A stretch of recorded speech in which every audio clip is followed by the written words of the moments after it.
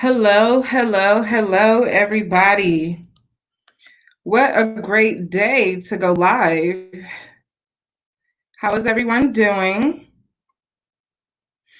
As we know, it is part two. I'm going to go ahead and share this live so that I can make sure this is viewed by as many people as possible. Hey, how are you? Thank you so much for checking in. I appreciate it. Thank you. All right, sharing this now. All right, today is part two of starting your fashion business. I'm live today on YouTube, Instagram, and Facebook. So I'm going to be looking up and down once again. Thank you so much for tuning in, and everybody who's tuning in. And if you do catch this afterwards, just please say hello. So last week we talked about starting your niche. Or finding your niche. That's what we talked about last week. I've gotten a lot of great feedback on it, and I really, really thank and appreciate everybody who tuned in. And also, I thank everyone for leaving me the feedback as well on my lives. Gave me a little boost. So, last week we talked about finding your niche, and a lot of people took some notes and was able to take that and basically use it to put it towards their business that they already have or that they are trying to start, which is the point of me doing the lives that I'm doing, to basically give you a boost in your fashion business or whatever it is that you need to do when it comes to your fashion business. This week, and today, we're going to be talking about the planning stages, the blueprint of your business. So, what I would like you to do, if you are on the live now or whenever you come into the live later, I want you to go ahead and drop in the comments what you believe your niche is for your business. What is the thing that, or the theme that you're basically focusing on when it comes to your business, that you're focusing your logo around, you're focusing your garments, your outfits, your graphic designs, your fashion stories around. Let me know what that is or what you believe that is right now at this point. Okay. So now is the time that we're going to have you write out your business plan. First thing you're going to do, and the most important thing it is to do, is come up with your business name. There is no business without a business name. Okay. My business is V.Kisses Couture. It actually started off as another name, which was Pink Kisses, because my favorite color was pink, and I was all super girly back then. And I'm a little bit now still, but I was super girly, and I was like, yeah, I want to do Pink Kisses. And I went to go get some t-shirts done, and the guy was like, yeah, so I have a client whose stuff is Pink Kisses. And I was like, dang. So, but I'm happy because I was able to pick a name that I love so much better, which is V.Kisses Couture. I centered my whole entire brand around V.Kisses Couture. Lips, kisses, red lips. Every time you think about lips and kisses, I want you to think about V.Kisses Couture. Okay. So first thing you need to do is come up with your business name. Your business name basically comes from your brand story. Every brand has a story. Your brand story is basically how you came about with your business. What made you come up with your business? Your brand story a lot of times is very personal to you. And the best brands have the best brand stories because you put your heart and your soul and everything into your brand and your brand story. Once you create a business name, you must research that name. Google it. There's so many businesses out here in the world, whether they're in the beginning stages, planning stages, or what. And one thing you don't want to do is put your everything into a business and you find out somebody else already has that business name. So the first thing you need to do is, once you pick your business name, you need to make sure you do your research on that name. Google it. Search it on Google, search it on Facebook, hashtag it on Facebook, hashtag it on Instagram. Make sure you dot your I's and cross your T's when it comes to your business name, because you do not want to put everything into your business and somebody else has it. Because then what you're going to have to do, let's say You pick a business name, you build your logo around it, you tell everybody about it. Then you find out somebody else has the same business name and they have it registered somewhere, or they're doing very well in their business. What are you going to do, right? You're going to have to go back and rethink on another business name, change everything, your marketing. That's money gone in the drain. So please, please, please make sure that you research your business name. That is crucial and it is very, very important. Okay. Um, so the next thing you come up with when it comes to your business branding is your logo.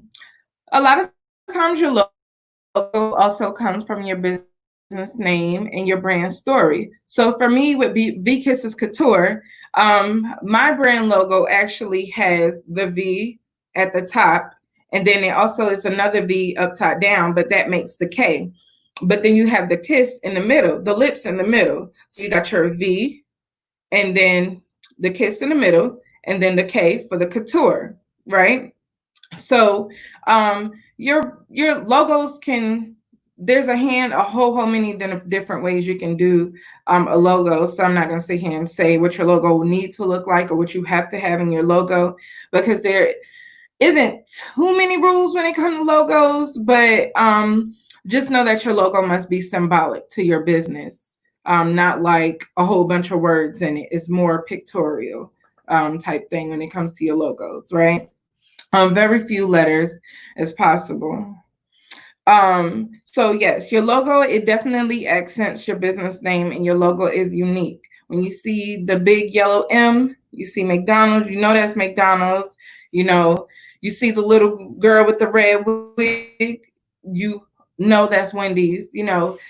That's how you want people to that's how you want people to look and think when it comes to your business and your logo. You basically look at the big brands that you see out here, and you want your business to be the same way. You want people to think about your business the same way, see your logo and know this is you, and not mistake you for nobody else. Even when it comes to your business name, you don't want nobody to mistake your business with somebody else's business, because let's say that other business is not doing their customers so well, and you and their business name is so much alike. Then people are most likely going to mistake your business and your business ethic for the other business. So make sure you do your research when it comes to your business name. Make sure you do your research when it comes to your logo as well, because you don't want your logo to be too much like someone else's logo either. So yes, please make sure you do that. They have, so a way that you can research your logo, just like you can Google your business name.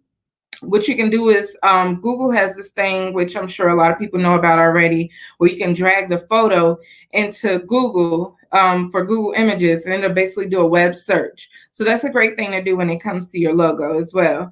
And if anything comes up like that, then bam, you already know somebody has it. But generally, if you pay somebody for your logo, no one should have a logo like yours, okay? Or you need to get your money back. Okay, so first we said come up with your business name, research it, come up with your logo, research it, create it, whatever. Now you need to create your social media accounts.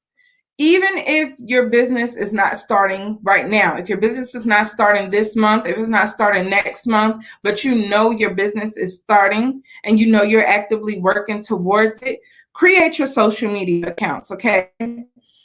Create your Instagram, create your Facebook.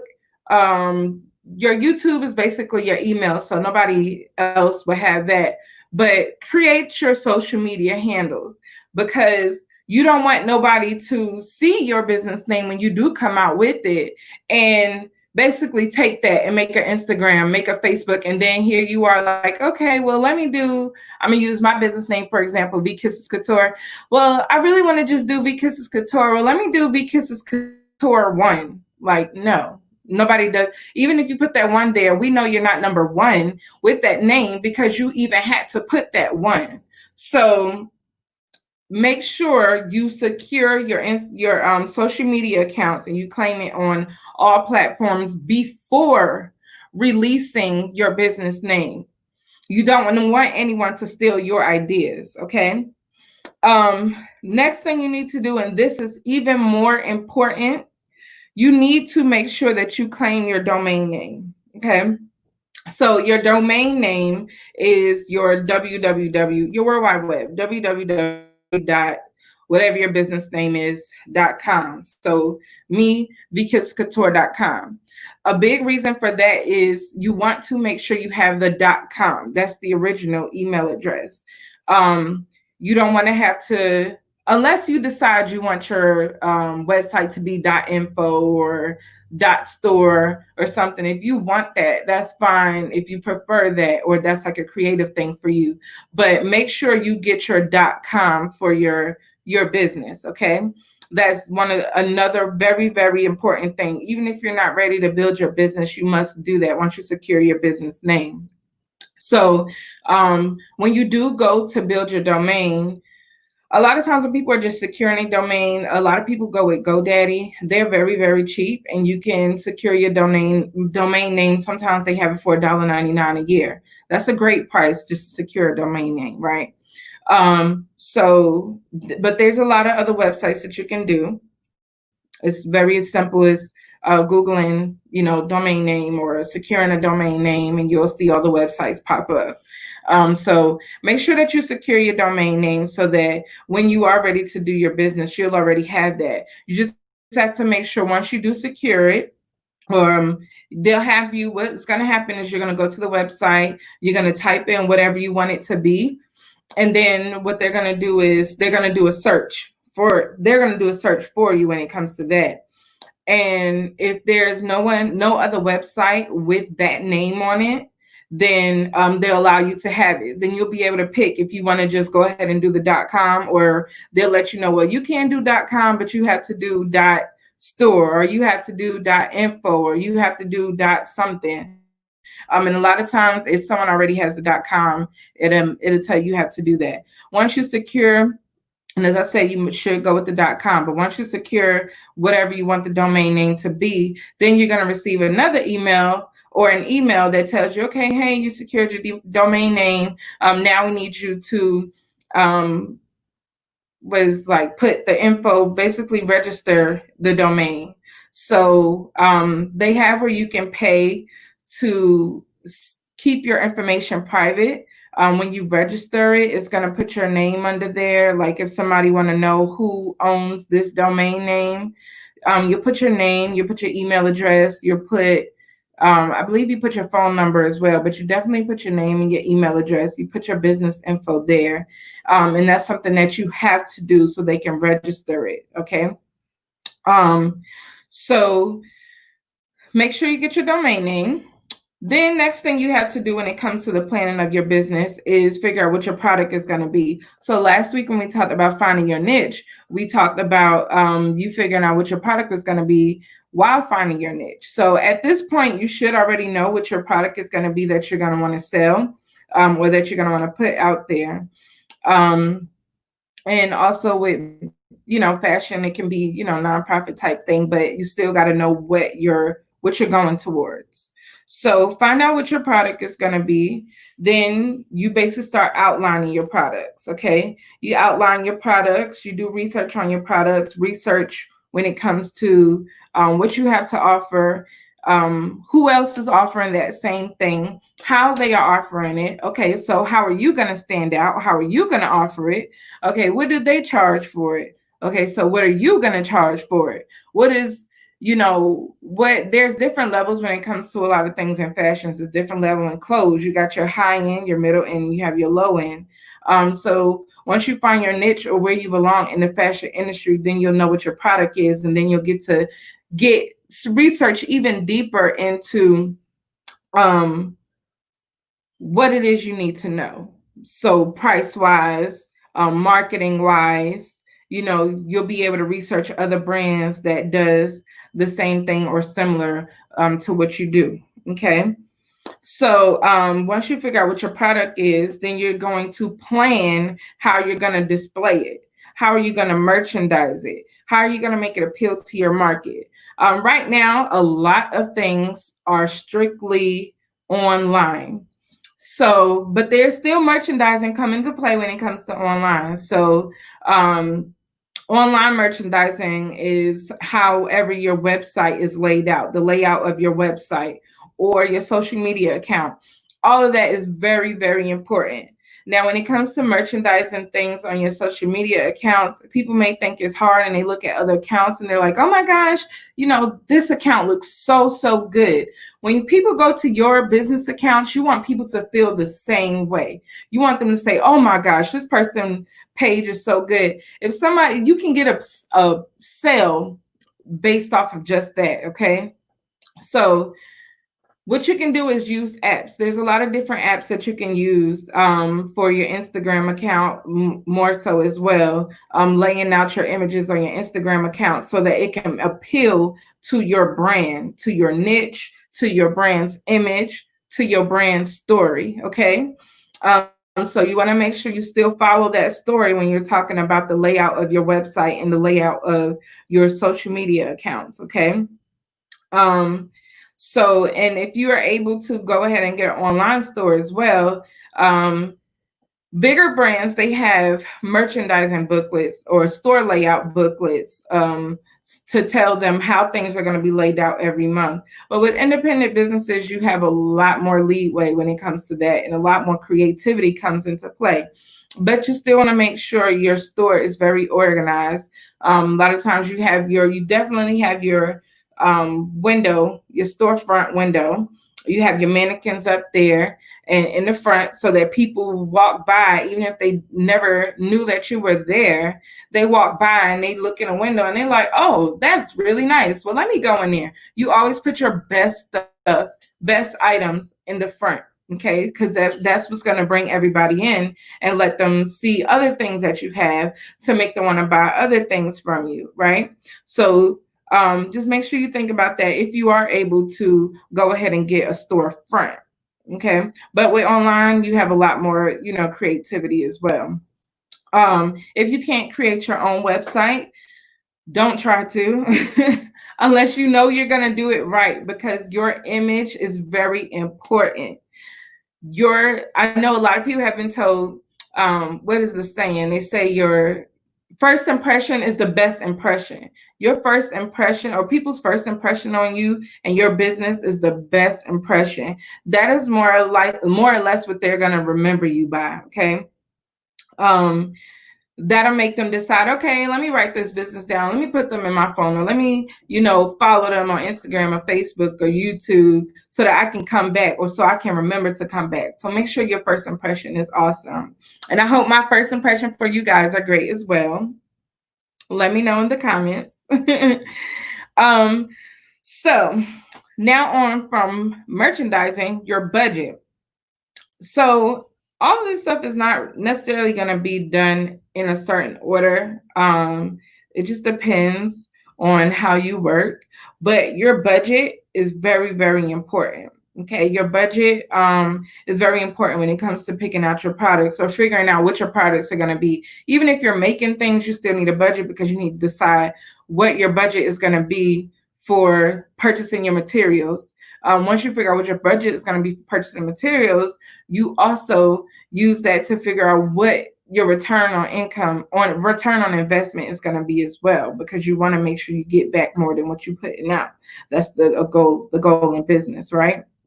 So make sure you plan out your budget.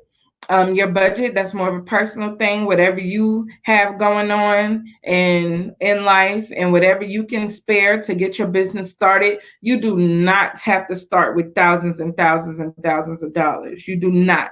And don't let nobody make you think that you do.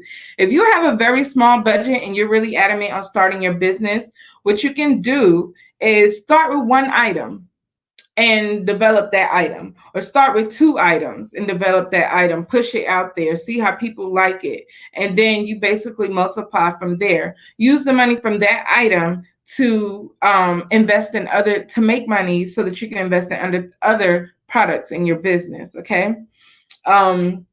So make sure you develop a realistic budget. Coming up with your budget, you need to look at the bills that you have now, the things that you have to pay for now that are very important, then the things that are not as important. And if you need to cut things out, that's fine. all these different subscriptions that people have, or sometimes you got to cut back from shopping so that you can invest in your business, and that's what you have to do. It's okay, because guess what? You do everything the way you should, um, your business is going to pop off. It is. Now, it doesn't always happen overnight, and a lot of times it doesn't happen in months, but you have to be very patient with your business, and you have to put everything into your business and make sure you stay consistent so that your business can be very successful. You got to stay consistent and speak life and positivity into your business no matter what, because it's going to be hard, but it's going to lead for a great story to tell. Once your business is reaching them thousands and them millions of dollars, it's going to lead for a great story, because you're going to be like, I only had $200 to start my business, and I bought like these 3 things, and next thing you know, it just flew off the shelves. I built my business up, and it flew off the shelf, and I was able to invest in this and invest in this and invest in this, and next thing you know, you got a whole boutique, right? So don't try to create unrealistic budgets for yourself. Just be realistic and start small, and then go from there. So now we're at the end of the live. And that was everything for part 2 of starting your business, which is the planning phase, the blueprint. Okay, so make sure this week you write out your business plan. I want you to have it ready, and I would like to see more people tuning in while I'm doing the live and interacting, so I can talk to you and talk with you, okay? So go ahead, put the stuff to work, put the stuff to use. Even if you already have a business, you can still do this stuff again, because you never know where you need to make changes, right? Or what information you may be lacking, that I just blessed you with. Well, thank you so much for tuning in, whether you're tuning in live or whether you're catching a replay. I want you to make sure you please share this video. The more people know this, the better. I see so many people that want information on the fashion business, and here you have it. So tune in. I'll be back here next week on Tuesday. I'm doing another live. I'm going to be doing part 3. So thank you so much for tuning in, and you guys have a great night and a great week.